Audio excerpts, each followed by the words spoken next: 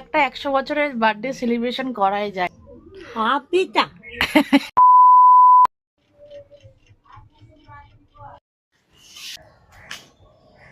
তো নমস্কার বন্ধুরা, আজের ব্লগটা কিন্তু এখান থেকে শুরু করছি। হ্যাঁ, তোমাদের দেখলে আগের দিন রথ চালালাম আর পরের দিন ছিল হচ্ছে বিপদ তারিণী, তাই চলে এসেছিলাম হচ্ছে রাতের বেলায় তোমার হচ্ছে বাপের বাড়িতে। এখান থেকে গঙ্গা যেতে সুবিধা হয়। আর এখন কটা বাজে তুমি জানো? এখন বাজে সকাল 6টা। তো আমার মেয়ে উঠে পড়েছিল বলে বাইরে এসে ওয়েট করছিলাম, যাদের সঙ্গে যাব তারা এখনো রেডি হয়নি। আর তোমরা কলকাতায় যারা যারা থাকো তারা সকাল সকাল এই দৃশ্যটা তোমরা দেখতেই পারো, কারণ রাস্তা পরিষ্কার। কিন্তু মফস্বলে যারা থাকে তাদের আবার এইসব ফেসিলিটি যেটা আমাদের কলকাতায় পেয়ে থাকে এই ফেসিলিটিগুলো। তারপর দেখতে দেখতে আমরা অটো করে চলে এলাম হচ্ছে বাগবাজার ঘাটে। আমরা প্রত্যেক বছরের বাগবাজার ঘাটে আমরা কিনে নিই।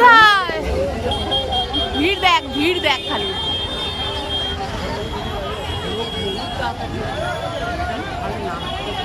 সব পুজো দিয়ে চলেও গেল, আমরা এখন ঢুকছি। দেখ, মেয়ে হওয়ার পর থেকে আমি গঙ্গায় খুব একটা যেতে পারিনি, মেয়ে ছোট থাকাকালীন। কিন্তু এই বছরে আবার শুরু করলাম গঙ্গায় যাওয়া। গঙ্গায় না গেলে বিপত্তারিণী মনেই হয় না। আর দেখো গঙ্গার ভিড়টা তোমরা একবার দেখে নাও, কতটা ভিড়। তখন বাজে প্রায় 7টা মতন তো বেজেই গিয়েছিল, তাই তখন অর্ধেক লোকে পুজো করে চলে যাচ্ছিলো। আর সময়টা হচ্ছে তোমার জানো আষাঢ় মাস, বৃষ্টির সময়। আর খুব ঝমঝমে বৃষ্টিও পড়ছিল। আর সেই সময়টা যখন ঢুকেছিলাম বৃষ্টিটা একটু কম ছিল। কেনাকাটি করে পুজোর সামগ্রী তখন আমরা স্নান করে পুজো দিতে আরম্ভ করে দিলাম।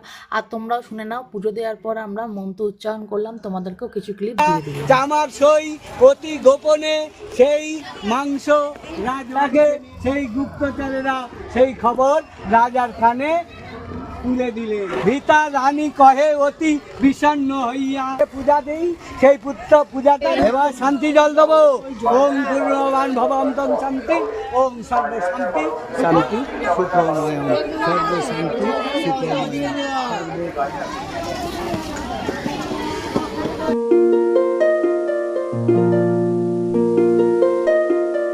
তারপরে পুজো দেওয়া হয়ে গেলে আমরা আবার চা খেয়ে নিলাম। এমনিতেই প্রচলন আছে যে গঙ্গায় গেলে কেউ খালি মুখে আসতে নেই, তো আমরা চায়ের সঙ্গে আবার টাটাও খেয়ে নিয়েছিলাম। টা বলতে হচ্ছে তোমরা কে কে গঙ্গায় গেলে এরকম কচুরি খেতে পছন্দ করো আমাকে কমেন্ট সেকশনে কমেন্ট করো। তারপরে সবাই মিলে কচুরি খাচ্ছি আর বাইরে হচ্ছে ঝমঝম করে বৃষ্টি।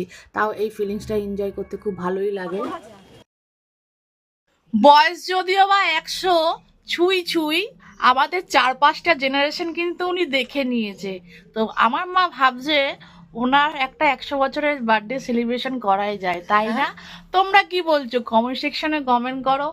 আর হচ্ছে কানটা একটু গেছে কিন্তু হার্ট কিন্তু খুব ভালো।